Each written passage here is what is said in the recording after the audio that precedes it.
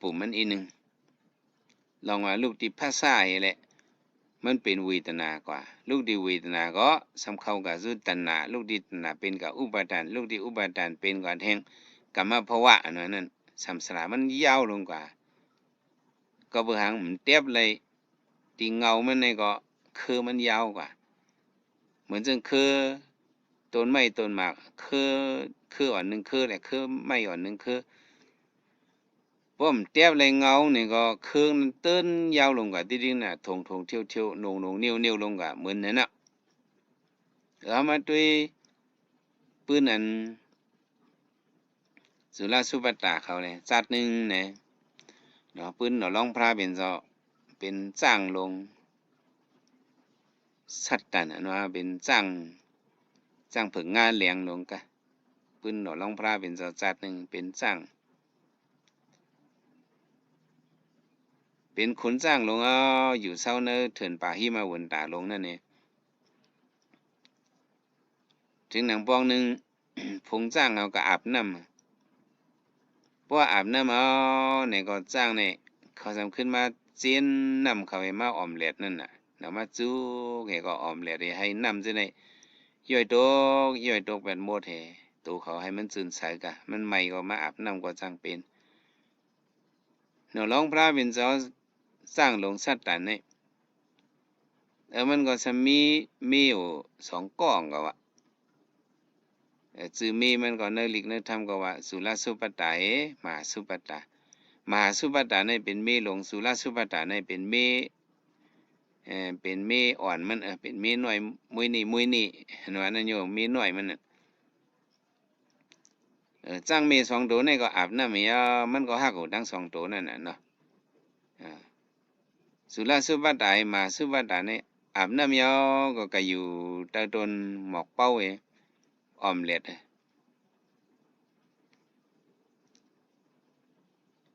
ตัวอันเป็นมหาสุปตาเมหลวงเนี่ยซ้ำก็อยู่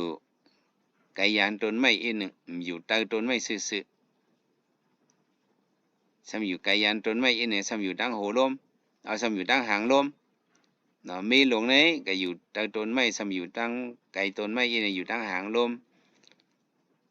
เนาะก่อนเป็นสุรสุปตาเป็นจ้างอันเป็นเมน้อยเนี่ยซ้ำอยู่ใต้ต้นไม้ซื่อๆยังไงกว่าซ้ำยาพองเมื่อหมอกกีของห้างลีน่ะเนาะร้องพระเป็นจอนเป็นสร้างลงมาสัตว์นั่นก็มันก็ออกใจแลที่เฮ็ดให้หมอกคงปันมีมันวะเนาะร้องเจ้าก็เอางวงมันยืนกิ่งต้นหมอกเป้าลงนั่นนี่ก็สั่นต้นไม้ลงเนี่ยแห้งอย่างน่ะรู้เนาะสร้างเลยเนาะเอางวงมันก็เกี่ยวลำไม้ก็สั่นค้อนต้นไม้พอสั่นค้อนต้นไม้ซึ่งไหนๆก็กลายเป็นหมอกซึ่งในห้องกว่าให้ร่วมก็สำเป่าก็กิบหมอกหวาหมอกอันห้องกว่าซึ่งนั่นเนี่ยกระตกใส่สร้างเมมหากระตกใส่สร้างมหาสุปตานเป็นเมหลวงนั่นน่ะหมอกซึ่งได้ก็ห้องตกใส่สร้างมหาสุปตานนั้นสมบูรณ์หอมห้อยลีเยี่ยมลีต้วยลงกว่าที่อันสุรสุปตาอยู่ในมันซ้ำอยู่ใต้ต้นไม้ในร่มเป่าก็ให้หมอกในมันบ่ห้องตกใส่มันหนำอันห้องตกใส่สุรสุปตาในซ้ำเป็นทางในซ้ำเป็นห้องหมดห้องตกใส่ห้องหมดสมห้องตกใส่ห้องหมดนางเรียนห้องตกใส่ที่สุรสุปตาในหมดหยังหมดจีมัน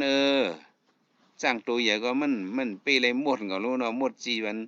มันครบมันจอมตามันจอมหูมันจอมงวงมันอันจะไหนมันเจ็บเห็นมันเลยเรียนไปผงจ้างตั้งนำอ่อนกันโขมันปุ๊โขมันก็เจ็บใจ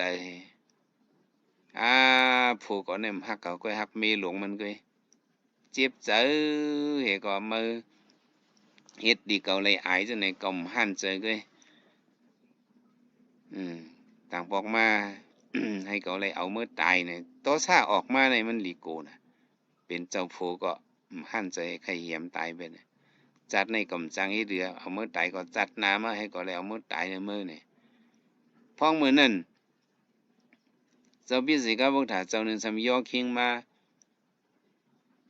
เจ้าเป็นจ้างเนี่ยทำเอาหมอกให้กระลูไว้สุราสุบัตตาจ้างเมียนเนี่ยหมดสวมนั่นก็มันก็เอาหมอกให้กระลูงก็เพราะกระลูเอานั่นก็ย้อนสู้นะเจิงว่าย้อนสู้สัตว์ติมาว่าสัตว์นามาเนี่ยให้เขาเลยเป็นก้นอันจ้างเอาตายเลยคุณอันจ้างเอาตายเลยจ้างสัตว์ตานหลงในเสกรรมมันเฮ็ดให้เขาเลยลีอายเปิ้นเอาหมดคงตกใส่เขาตึกตาเมหลงมันนั้นสำเอาหมอกคงใส่อันนี้มันว่นมีตังว่นน่ะเนาะก็ว่นตีอยู่มันพิษไว้มันหู้มันก็เน่ใส่เปิ้นน่ะเสร็จเดียเพราะว่ามันเห็นน่ะย้อนสู้ก็มันก็เจ็บใจเฮก็ยุ่มหึงนั้นจ้างเมสุรสุปตาเนี่ยเอาตายก็เกิดเป็นนางหอกก็เกิดเป็นนางยิงอ่อนกองหางลีซื้อก็สมองสุรสุปตาก็สุปตาเนาะหางลีหางเล่าก็ถึงได้เป็นสาวมาก็จะออกคำมาเก็บเอาก็เฮ็ดมีน้อยไปแล้วพวกยามเป็นมีน้อยก็เนาะก็เพียวเทียงจัดแล้วก็เป็นน้อยที่ก็มันป้าสันเถียงกว่าน่ะบีสร้างป้ากว่ากะมาเนี่ยมาอังป้ากว่าอินแห้งกามในส่งกว่าอะไรมันก็